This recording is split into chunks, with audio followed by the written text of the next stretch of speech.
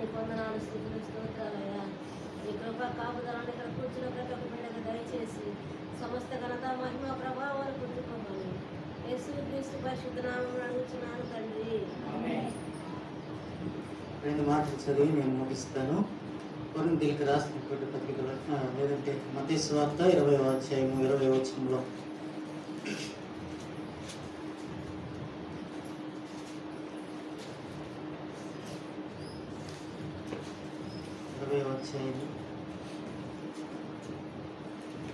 ఇరవై వచనంలో చూసినట్లయితే వాళ్ళకి సాదృశ్యముగా కొన్ని మాటలు ఉన్నాయి.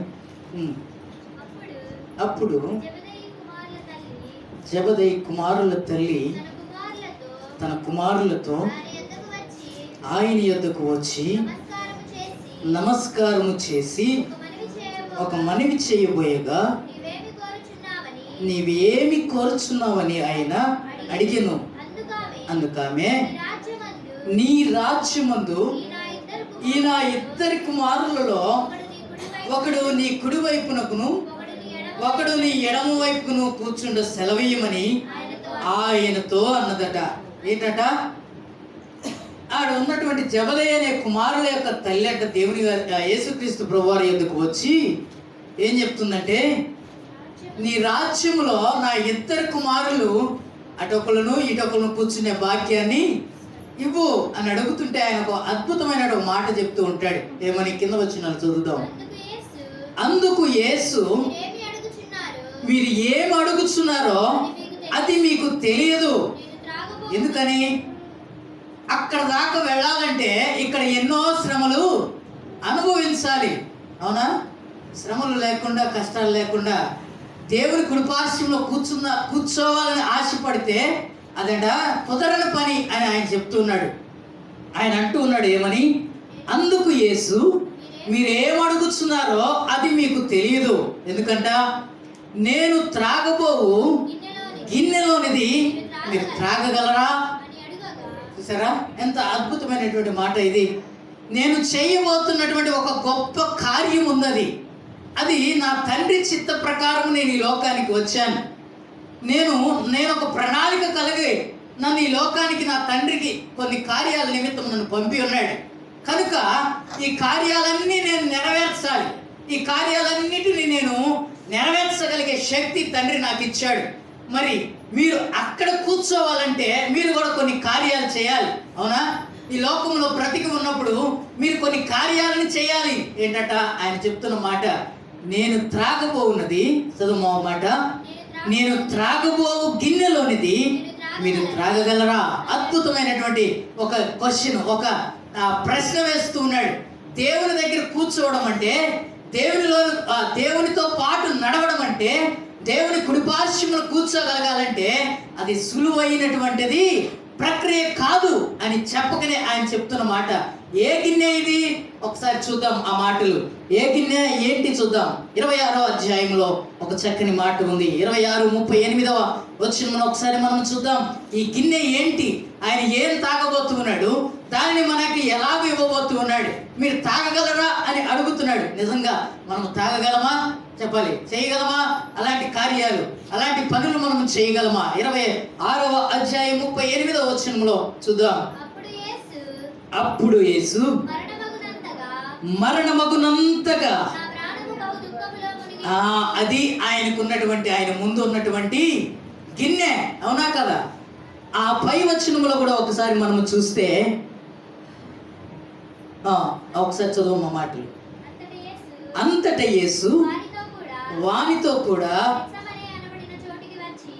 బెత్సమనే చోటకు వచ్చి అక్కడికి వెళ్ళి ప్రార్థన చేసి వచ్చు వరకు మీరు ఇక్కడ కూర్చుండుడి శిష్యులతో చెప్పిన తర్వాత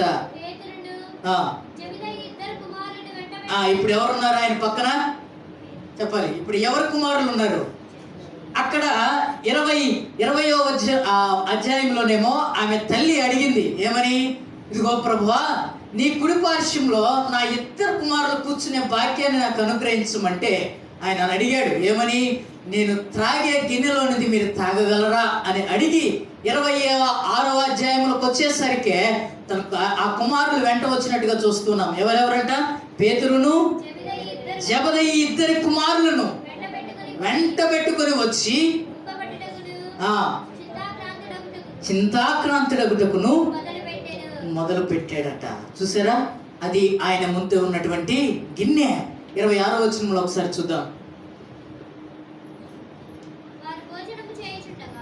వారు భోజనము చేయుచుండగా యేసు ఒక రొట్టెను పట్టుకొని దానిని ఆశీర్వదించి నీరిచి తన శిష్యులకిచ్చి, మీరు తీసుకుని తినుడి, ఇది నా శరీరము అని చెప్పెను. మరియు ఆయన గిన్నె పట్టుకొని కృతజ్ఞతాస్తుతులు చెల్లించి వారికిచ్చి, దీనిలోనిది మీరందరూ త్రాగండి. ఇప్పుడు మీకు ఏమర్థమైంది నేను చెప్పిన దాంట్లో? చెప్పండి. అక్కడ తల్లి ఒక ఆమె అడుగుతుంది, నీ కుడి పార్శ్వంలో నా ఇద్దరు కుమారులు కూర్చోవాలి అన్నారు. అంటే యేసు ప్రభువు వారు ఏం చెప్పాడు? నేను త్రాగే గిన్నెలోనిది మీరు త్రాగగలరా అన్నాడు కదా. 26వ అధ్యాయంలోకి వచ్చేసరికి ఆయన ఒక రొట్టెను పట్టుకొని కృతజ్ఞతాస్తుతులు చెల్లించి ఏం చేస్తున్నాడట? చెప్పాలి. ఏం చేస్తున్నాడు?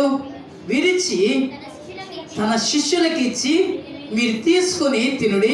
తర్వాత వచ్చినము, ఇది నా శరీరం అని చెప్పాను.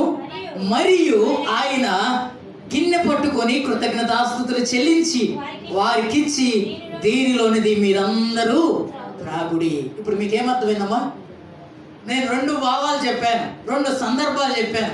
మీకేమర్థమైంది ఇప్పుడు? చెప్పాలి. ఇంటికి వెళ్ళి తాగేదాని మీద ఆలోచన ఉందా?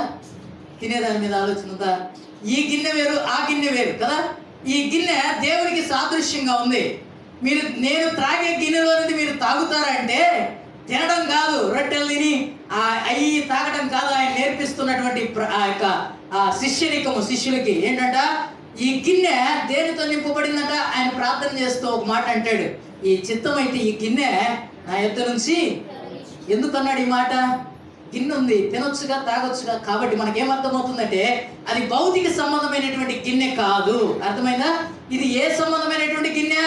శ్రమలకు సాదృశ్యముగా ఉంది, కష్టాలకు సాదృశ్యముగా ఉంది, నష్టాలకు సాదృశ్యముగా ఉంది. ఈ గిన్నెను దేవుడు త్రాగబోతున్నాడు. ఇంకొన్ని గంటలలో సిలువకు ఆయన అప్పగించబడుతూ ఉన్నాడు, సైన్యానికి అప్పగించబడుతూ ఉన్నాడు. ఆ సైన్యానికి అప్పగిస్తే వాళ్ళు కోరుకుంటున్నారా? కొరడాలతో కొడుతున్నారు కదా. ఆ గిన్నెలోనిది నువ్వు నేను త్రాగాలంటే ఏం చేయాలంట? లోకములో శ్రమలు వస్తాయి, లోకములో కష్టాలు వస్తాయి, లోకములో నా నామాన్ని వెంబడిస్తున్నప్పుడు మీకు నిందలు ఎదురవుతాయి, లోకములో నేను చెప్పిన మాటల ప్రకారం మీరు నడుస్తూ ఉన్నప్పుడు అవహేళనకు గురవుతారు, ఇతరుల చేత ఎక్కిరించబడతారు, ఇతరుల చేత దూషించబడతారు కదా. ఇది ఈ గిన్నెను గురించి ఆయన మాట్లాడుతున్నాడు. ఈ గిన్నెలోనిది మీరు త్రాగగలరా? త్రాగగలిగిన వారైతే మీరు నాతో పాటు ఎక్కడుంటారట? ఎక్కడుంటారు? పరలోక రాజ్యములో ఉంటారు. నువ్వు కోరుకున్న ప్రదేశము, ఆ జెబెదయి కుమారుల తల్లి అడిగిన ప్రశ్నకి జవాబు నీకు లభించిందా? మరి ఇప్పుడు అర్థమైందా? అందుకే ఈ గిన్నెలోని మీరు త్రాగగలరా అంటే మీరేం చేయాలి? త్రాగగలను అని వెళ్ళగలగాలి కదా. వెళ్ళగలిగినంత సులువు కాదు దేవునిలో నిలబడడం, పోయబడినంత సులువు కాదు గిన్నెలో వంచబడడం కదా. తొసిగిలాడు ఆడుతుంది, అనేకమైనవి వస్తాయి, అనేకమైనవి వచ్చి నెడుతూ ఉంటాయి, పడుతూ ఉంటాం, లేస్తూ ఉంటాం. ఈ ఆపదలన్నిటిలో నుంచి మనం బయటికి రావాలంటే నువ్వేం చేయాలంటే మొదటిగా నా శరీరము తిని నా రక్తము త్రాగువాడే నా కుడి పార్శ్వమున కూర్చొనగలుగుతాడు. అది ఆమెకి ఇచ్చినటువంటి ఒక గొప్ప ఆన్సర్. ఈనాడు నువ్వు నేను కూడా ఆలోచన చేయాలి. ఆ గిన్నెలోని త్రాగగలవా అంటే ఆతురతగా వెళ్ళి గిన్నెలు తెచ్చుకోవడం కాదు, నువ్వు సిద్ధపడటం కాదు. దేవునిలోనికి రావడం సులువే కదా. దేవునిలోనికి రావడం ఎంత సులువో దేవునితో నడవడము అంత కష్టపడాల్సి వస్తుంది. ఎందుకు ఇతరులు చేసే కుట్రల వలన కానీ, సొంత వారే చేసే ఆ యొక్క తిరుగుబాటు కానీ కదా, ఎదుర్కొనే పరిస్థితులు కానీ మనకు ఎదురవ్వకపోవచ్చు.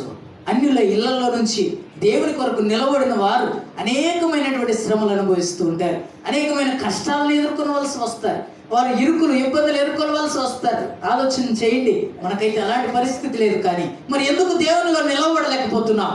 ఎందుకు దేవునికి వ్యతిరేకమైన పనులు చేసి మనము గిన్నెలోనిది తాగలేకపోతూ ఉన్నాం? ఆలోచన చేద్దాం. మారు మనస్సు, రక్షణ అనుభవం, బాప్తిసము ఈ గిన్నెలో ఉన్నాయి.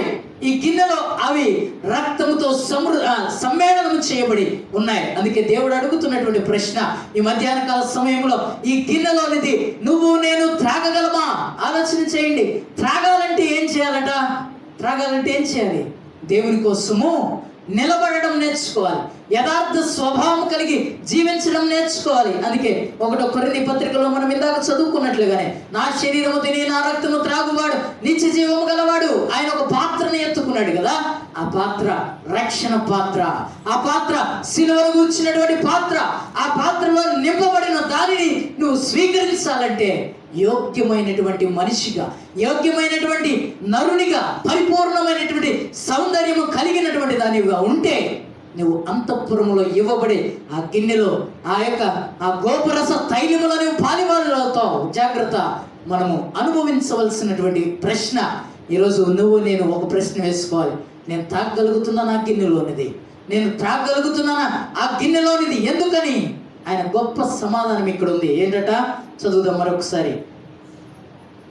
ఆయన గిన్నె పట్టుకొని కృతజ్ఞతాస్తుతులు చెల్లించి వారికిచ్చి, దీనిలోనిది మీరందరూ త్రాగుడి, ఇప్పుడు జ్ఞాపకం చేసుకోవాలి, ఇది నా రక్తము, అనగా పాప క్షమాపణ నిమిత్తము అనేకుల కొరకు చిందించబడుచున్న నిబంధన రక్తము. ఇది ఎవరితో చేయబడిందంట నిబంధన? చెప్పాలి. ఎవరితో చేయబడింది నిబంధన? తండ్రితో నిబంధన చేసుకున్నాడు ఆయన. అవునా? ఇదిగో ప్రభువా, తండ్రి చిత్త ప్రకారము ఏదైతే నేను చేయాలని ఆశపడ్డాడు తండ్రి, భూలోకములో నేను దాన్ని చేయడానికి సిద్ధుడనై ఉన్నాను. నా మనస్సుని పాపము జోలి పోనివ్వట్లేదు. నా కార్యాలు పాపపు తలంపులు వంటివి కావు. నా తలంపులు నరుని యొక్క ఉద్దేశాలు నెరవేర్చేవి కావు. నా చేతులు కష్టార్జితాన్ని అనుభవించే చేతులు కదా. మనం ఆలోచన చేయాలి. ఎందుకు? ఈ నిబంధన రక్తాన్ని గిన్నెలోనిది త్రాగగలగాలంటే ఆయన చెప్తున్నాడు కదా, అనేకులను ఏం చేసిందంట? ఇది పాప క్షమాపణ నిమిత్తము అనేకుల కొరకు, నీ కొరకు, నా కొరకు, ఈ లోకంలో ఉన్న ప్రతి ఒక్క మానవాళి కొరకు ఆయన రక్తాన్ని చిందించాడు. అది దేవుని యొద్ద మనం నేర్చుకోవలసిన నిబంధన రక్తము. దేవునితో ఒడంబడిక చేయబడినటువంటి రక్తము. ఆ రక్తములో నువ్వు నేను పాలివాడగినట్లుగా మనం కూడా ఏం చేయాలంట? ఆ జబదయి కుమారుల తల్లి అడిగిన ప్రశ్న ఏమని అడిగిందామే? ఏమని అడిగింది? ఇదిగో ప్రభువా, కుడి పార్శ్వంలో నా కుమారులు 2 ఉన్నారు, నా కుమారులు 2 ఉన్నారు. వారు నీ కుడి ప్రక్కలో కూర్చోవాలని నాకు ఆశ కలిగింది. వారు నీ కుడి ప్రక్కన అటొకరు ఇటొకరు కూర్చోవాలని ఆశపడితే ఆయన అంటున్నాడు, మరి నేను త్రాగే గిన్నెలోని వాళ్ళు తాగుతారా? నువ్వు తాగుతావా? ఈ మధ్యాహ్న కాల సమయంలో నన్ను దేవుడు అడుగుతున్నాడమ్మా. ఆ గిన్నెలో నేను త్రాగగలిగే ధైర్యం, ఆ గిన్నెలో నేను త్రాగగలిగే అనుభవం నువ్వు నేర్చుకోవాలి. అంతే. నా శరీరము తిని నా రక్తము త్రాగువాడు నిత్య జీవము గలవాడు. అందుకే వాళ్ళు మాత్రమే దేవునికి కుడిపార్శ్వంలో కూర్చోగలరు. కూర్చోవాలి అంటే ఆయన అనుభవించిన శ్రమలలో, ఆయన అనుభవించిన నష్టాల్లో, ఆయన అనుభవించినటువంటి బాధల్లో నువ్వు కూడా ఏమై ఉండాలట? పాలివాడై ఉండాలి. అందుకే ఏమని చెప్పాడు? 11వ అధ్యాయం 1 కొరింథీ పత్రిక 23 ప్రకారం ఎందుకు ఈ క్రమాన్ని నిర్ణయించాడంటే, 1 కొరింథీ పత్రిక 11వ అధ్యాయము 23 ఇందాక మనం చదువుకున్నటువంటిదే, బల్లకి సాదృశ్యంగా ఉంది. నేను మీకు అప్పగించిన దాన్ని, ఏదేంటది? ఒక గిన్నె అప్పగించాడు కదా. నేను మీకు అప్పగించిన దానిని ఎవరి వల్ల పొందాడంట? ఆయన ప్రభువు వలన పొందాడు. తన ఆజ్ఞ చొప్పున ఈ లోకంలోనికి తేబడ్డాడు. ప్రభు అయినటువంటి యేసు తాను అప్పగించబడిన ఒక రాత్రి ఒక రొట్టెని ఎత్తుకున్నాడు. ఇది మత్తయి సువార్తలో మనం చూసాం కదా. రొట్టెని ఎత్తుకుని కృతజ్ఞతాస్తుతులు చెల్లించి దానిని విరిచి, ఇది మీ కొరకైన నా శరీరము. దేని కొరకంట మనం చేయవలసింది ఇప్పుడు? దేని కొరకు? ఆయన జ్ఞాపకం చేసుకోవడం అంటే ఏంటి? నేను ఇందాక చెప్పాను ఏమని? ప్రార్థన చేసుకుంటూ ఆయన శిలువ మరణాన్ని జ్ఞాపకం చేసుకుంటూ తినమని చెప్పాను కదా. అందుకే ఈయన జ్ఞాపకం చేసుకుంటూ దీనిని చేయడం చెప్పాను. దేనికి ఇచ్చాడంటే ఆయన శ్రమలను మనం జ్ఞాపకం చేసుకుంటామని కదా. మీరు లోకానుసారంగా చేస్తారు, మనం ఆలోచన చేస్తూ ఉంటాం, నీ తండ్రి నీ కోసం ఎంత కష్టపడ్డాడు రా, నువ్వు వ్యర్థమైనటువంటి వాటి వైపు జోలికి వెళ్ళి అందరితో తన్నులు తిని ఈ యొక్క లోకంలో చెడు స్వభావిగా నువ్వు మిగిలిపోయావు అంటావా లేదా?